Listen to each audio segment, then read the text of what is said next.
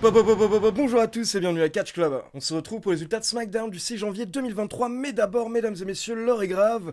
Peut-être que vous en avez entendu parler, mais Vince McMahon est de retour à la WWE. C'est confirmé, c'est officiel. Vince est de retour au sein du conseil d'administration en tant que membre du conseil d'administration, mais son objectif c'est de redevenir le président du CA afin de pouvoir superviser la renégociation des droits télé de la WWE et une potentielle vente de la fédération lors des prochains mois. Et pour info, hier, je voulais vous sortir une vidéo spéciale pour tout vous expliquer, et j'avais également prévu un live hier soir sur Twitch. Mais malheureusement, hier, je suis tombé malade, j'ai eu une sorte d'intoxication alimentaire, et c'était littéralement l'une des pires journées de ma vie. Aujourd'hui, ça va beaucoup mieux, mais je suis pas encore à 100%.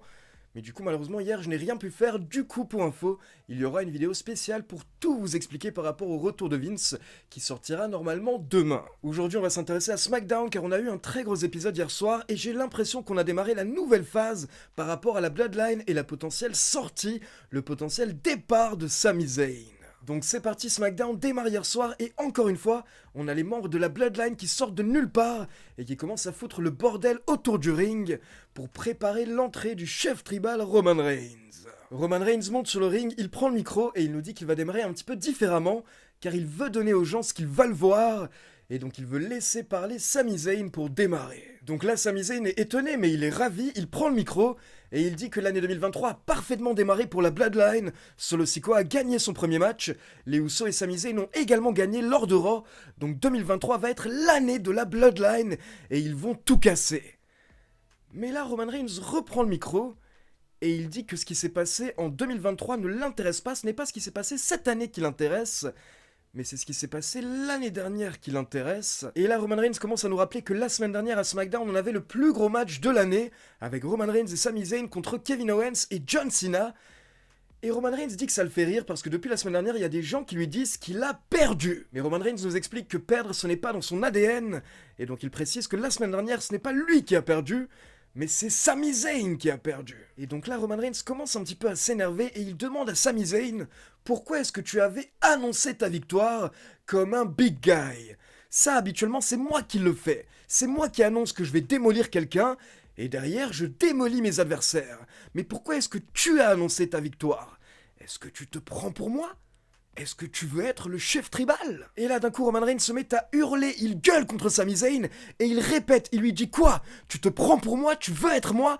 Tu veux être le chef tribal? Tu veux diriger la Bloodline, c'est ça? Et donc là Sami Zayn a peur, il se met dans le coin du ring comme un petit chien, mais heureusement il est sauvé par l'entrée de Kevin Owens. Kevin Owens intervient en disant à Roman Reigns qu'en fait c'est lui son problème et ce n'est pas Sami Zayn.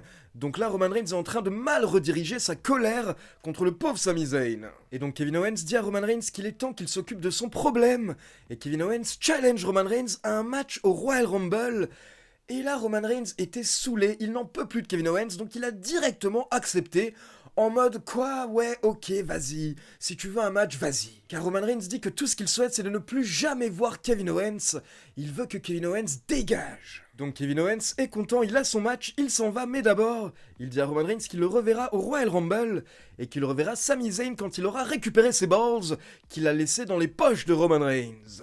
Donc fin du segment et c'est confirmé, c'est officiel, Kevin Owens affrontera Roman Reigns pour le titre Undisputed lors du Royal Rumble. Et à côté de ça, c'était très intéressant de voir ce Roman Reigns qui s'énerve contre Sami Zayn. Ça fait des semaines qu'on l'attend et on sent que ça peut nous donner des segments magnifiques lors des prochaines semaines. Ensuite, on nous montre une vidéo où on peut voir qu'un peu plus tôt, le New Day s'est pris la tête en coulisses avec Legado del Fantasma.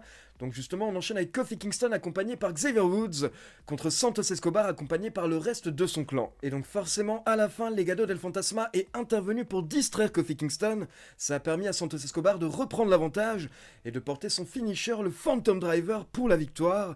Donc très grosse victoire hier soir pour Santos Escobar. Et on sent qu'il a un énorme potentiel, on le sent depuis NXT. Et je pense que la WWE va vraiment tenter de le pusher du côté de SmackDown. Ils sont en train de le construire tranquillement avec de bonnes petites victoires. Ensuite, on a plusieurs petits segments. Donc d'abord, on a Sami Zayn qui veut aller dans le vestiaire de la Bloodline, dans le vestiaire de Roman Reigns. Mais là, quand il toque, c'est Paul Heyman qui ouvre la porte. Sami Zayn dit qu'il veut discuter avec le chef tribal. Mais Paul Heyman explique que ce n'est pas le bon moment. Puis derrière, Paul Heyman tente d'aider Sami Zayn et il lui rappelle ce qu'il lui a dit la semaine dernière, ce conseil par rapport au fait de toujours avoir 3 coups d'avance. Et donc là, vous avez les Usos qui arrivent, les Usos entrent dans le vestiaire et ils regardent un petit peu Sami Zayn en mode gêné. Et donc derrière, Paul Heyman confirme que Sami Zayn pour le moment ne peut pas rentrer dans le vestiaire, mais Paul Heyman précise qu'il l'aime toujours. Puis derrière, nous avons une vignette de Liv Morgan qui annonce sa participation au Royal Rumble match féminin. Et on a également une petite interview de LA Knight qui nous a hypé son match face à Bray Wyatt pour le Royal Rumble. Et pour info, il faut savoir que d'après Fightful, ces dernières semaines, quand Uncle Howdy est apparu à SmackDown, eh bien en coulisses, il ne retirait pas son masque, il ne retirait pas son déguisement, ce qui fait qu'apparemment la plupart des gens en coulisses ne savent pas qu'il se cache réellement derrière le masque de Uncle Howdy, et c'est un secret qui est très bien gardé par les officiels. Puis on continue avec le match des couples, et on a Karrion Kross et Scarlett contre Emma et Madcap Moss. Et donc ce match a un petit peu permis aux fans de découvrir Scarlett in-ring, et à la fin, Karrion Kross a porté son cross jacket sur Madcap Moss pour la victoire. Mais attention, ce n'est pas terminé car après le match, Karrion Kross sort un masque de Rey Mysterio qu'il place sur la tête de Madcap Moss, puis il sort une carte de tarot à l'image de Rey Mysterio et il place cette carte sur Madcap Moss qui était KO devant lui. Donc je le rappelle, apparemment Karrion Kross qui veut mettre fin à la carrière de Rey Mysterio. Ensuite, on a une petite vignette qui a été tournée dans le restaurant de Jerry Lawler, où on avait Sheamus et Drew McIntyre qui nous hype le main event, car pour rappel, lors du main event, ils vont affronter les Usos pour les titres par équipe. Puis on enchaîne avec l'entrée de la nouvelle championne de SmackDown, Charlotte Flair, qui vient sur le ring pour se mettre en avant, mais rapidement elle est interrompue par Sonya Deville, et Sonya Deville veut un match. Car Sonya Deville nous dit que certes, Charlotte Flair a battu Ronda Rousey, mais il faut rappeler qu'elle a battu Ronda Rousey alors qu'elle venait d'avoir un match de près de 15 minutes face à Raquel Rodriguez, donc forcément elle n'était pas en forme. Du coup, Sonya Deville se demande est-ce que Charlotte peut battre une adversaire toute fraîche, donc elle veut un match tout de suite, et pour le titre. Et Charlotte Flair est plutôt de bonne humeur, elle demande l'avis de la foule, et donc au final, elle accepte. Donc on enchaîne avec un bon petit match de 8 minutes, mais à la fin, Charlotte Flair a porté son spear, puis le figure 8 pour la victoire. Et donc apparemment on ne se dirige pas forcément vers un rematch entre Charlotte et Ronda Rousey, en tout cas à voir, car de son côté Ronda Rousey a déclaré en live qu'elle voudrait plutôt se concentrer sur la division par équipe.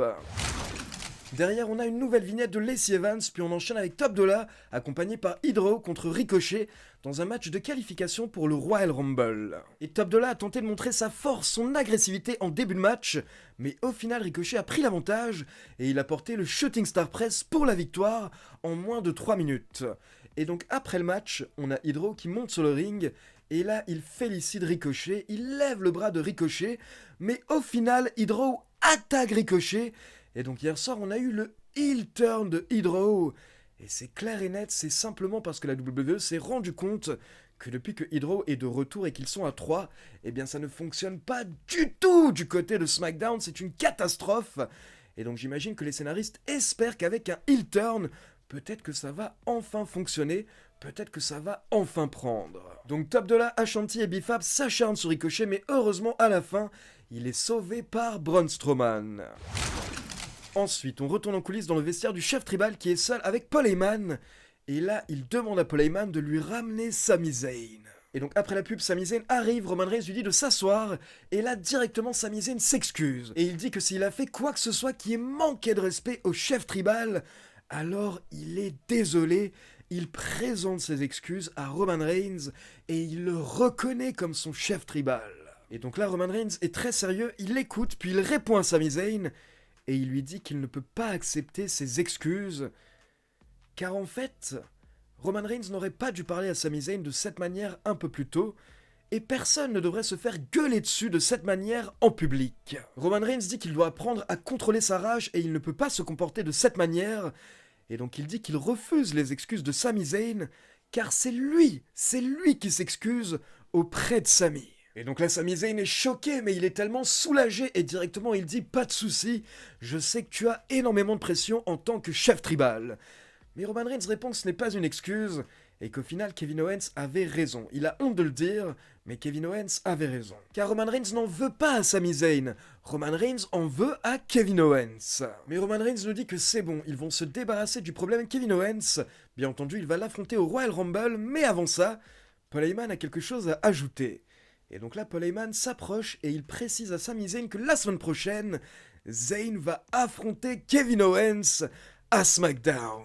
Et donc pendant un instant, on peut voir que ça fait un petit peu bizarre à Sami Zayn, ça ne lui plaît pas forcément, mais au final, il dit à Roman Reigns, aucun souci, je vais m'occuper de Kevin Owens la semaine prochaine. Puis là, on entend la musique des Usos pour le main event, donc Sami Zayn veut s'en aller pour accompagner les Usos, mais Roman Reigns lui demande de rester avec lui dans le vestiaire pour regarder le main event. Donc on enchaîne avec les Usos accompagnés par Solo Sikoa contre Sheamus et Drew McIntyre qui ont un nouveau nom d'équipe. Dorénavant, ils s'appellent les Banger Bros. C'est bizarre, ça me rappelle quelque chose. Donc très gros match d'une quinzaine de minutes et à la fin Solo Sikoa tente d'intervenir, mais Ridge Holland et Butch viennent se débarrasser de lui, mais à la fin Jimmy Uso a réussi à porter un roll-up sur Sheamus et on avait Jey Uso qui a aidé son frère à effectuer le tombé pour la victoire. Donc les Usos conservent les titres par équipe et donc pendant le match plusieurs fois on nous a montré Roman Reigns et Sami Zayn qui suivaient le main event et par moments Roman Reigns avait l'air un petit peu saoulé par Sami Zayn, mais à d'autres moments il avait l'air de s'amuser avec lui. Et à la fin, on a Sami Zayn qui a explosé au moment de la victoire des Usos. Mais en tout cas, encore une fois, hier soir, ce qui était passionnant, ce sont ces deux segments autour de la Bloodline au début du show. Puis quand on a eu Sami Zayn et Roman Reigns face à face. Parce que certes, Roman Reigns s'est excusé auprès de Sami Zayn, mais personnellement, je n'y crois pas du tout. Et je reste persuadé qu'au bout d'un moment, Roman Reigns va se retourner contre le pauvre petit Sami Zayn qui va se faire détruire avant de rejoindre son meilleur ami Kevin Owens. Donc voilà, c'est tout pour les résultats de SmackDown et maintenant comme d'habitude c'est à vous. N'hésitez pas à me laisser vos avis dans les commentaires et n'oubliez pas de liker la vidéo, de vous abonner à la chaîne et de cliquer sur la petite cloche pour être informé de la sortie des prochaines vidéos. Ciao tout le monde!